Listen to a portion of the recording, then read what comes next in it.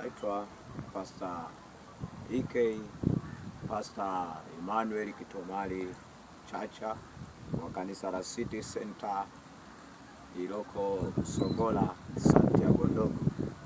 Leo nataka niseme neno moja la kukutia moyo. Nataka nizungumze kwa uchache kwa habari ya ushuhuda wa maisha yangu mpaka leo imekuwa mimi ni pastor. Nini ambacho nimepitia mpaka nikafika leo ni mchungaji. Ni story ndefu sana, lakini tutakuwa tunaenda katika season moja, season mbili, namna hiyo. Lakini namshukuru Mungu kipekee kwamba aliyeniokoa akanichagua angali nikiwa tumboni mwa mama yangu. Mungu mimi amenisaidia. Mungu amenifanikisha. Amenitoa katika mavumbi. Amenitoa katika hali ya uchafu. Hapo mwanzo nilikuwa sifai, lakini leo nafaa. Mungu anaweza akakutoa pia wewe hapo mahali ulipo. Unapoiona clip hii, unapoona video hii, sikiza nikwambie, Mungu anaweza akaokoa maisha yako. Anaweza akabadilisha maisha yako. Leo unaitwa ni mzinzi. Leo unaitwa ni mfiraji. Leo unaitwa ni msagaji. Leo unaitwa mdangaji. Leo unaitwa mwizi. Lakini kesho yako itabadilishwa ukimwamini Mungu. Ukimwamini Mungu. Mimi nilimwamini Mungu. Mwanzo nilikuwa ni mzinzi, nilikuwa ni muongo, nilikuwa ni mtu mbaya, ni mtu niliyejaa ubaya. Hata tembea yangu ilikuwa inaonyesha kwamba huyu mtu sio mwema.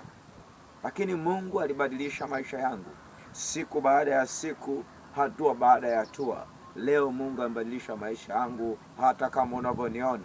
Leo nina jina la kuitwa mchungaji, lakini zamani sikuitwa mchungaji. Leo watu wananiita mtumishi wa Mungu, lakini mwanzo nilikuwa sio mtumishi wa Mungu. Leo Mungu ameniwezesha hata nimeoa. Mwanzo nilikuwa sijaoa. Lakini Mungu anabadilisha maisha ya mtu.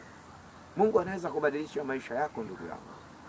Wewe unayetazama clip hii, inawezekana umezunguka, umefanya kazi sana na unapambana sana, lakini kuna sehemu tunakosea. Mimi sijui, lakini Mungu anafahamu. Na Mungu wetu kwa jinsi alivyo mwaminifu ametupa neema. Mungu ametupa uweza. Mimi mwenyewe nilisikia mguso wa ndani wa kutaka kubadilika. Niliposogea mbele za Mungu, Mungu hakuniacha kama nilivyokuwa. Leo Mungu amenibadilisha. Leo Mungu amebadilisha maisha yangu totally. Mungu anaweza akabadilisha maisha yako. Kijana mwenzangu unanitazama, baba yangu, iwe ni mzee, iwe ni bibi, iwe ni babu, iwe ni mama, maisha yako yanaweza akabadilishwa. Maisha yako ya kutenda dhambi, maisha yako ya kuanguka na kuinuka, Mungu anaweza akakuinua tena na usianguke chini. Mungu anaweza akabadilisha. Hata kama dhambi zako ni nyekundu sana, makanisa yameshindwa kukusaidia. Masehemu za ibadani zimeshindwa kubadilisha maisha yako, lakini yupo Mungu ambaye anaweza akabadilisha maisha yako. Sasa nikwambie, anasema chumvi huwa inaleta ladha. Mungu akiingia ndani yako atakupa ladha hata kama ulikuwa hauna ladha. Dakika hizi 3 ambazo unanitazama ni dakika za neema, ni dakika za baraka.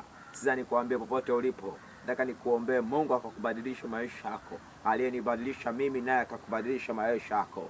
Mungu akufungue, Mungu akufanikishe, Mungu abadilishe maisha yako, Mungu ainue maisha yako, Mungu akutoe sehemu moja akupeleke sehemu ya pili, Mungu akutoe kwenye dimbwi la dhambi, Mungu akupeleke sehemu kavu, sehemu safi, sehemu ambayo unaweza kumtumikia Mungu, unaweza kumwamini Mungu, unaweza ukadumu katika imani, unaweza ukazidi kumsubiri Mungu. Nisema Mungu wa mbinguni akubariki sana, akubariki sana. Katika sehemu ya kwanza nichukue nafasi hii kusema Mungu akubariki zaidi sana. Unaweza ukasubscribe, ukalike na ukacomment ili uendelee kupata haya mafundisho.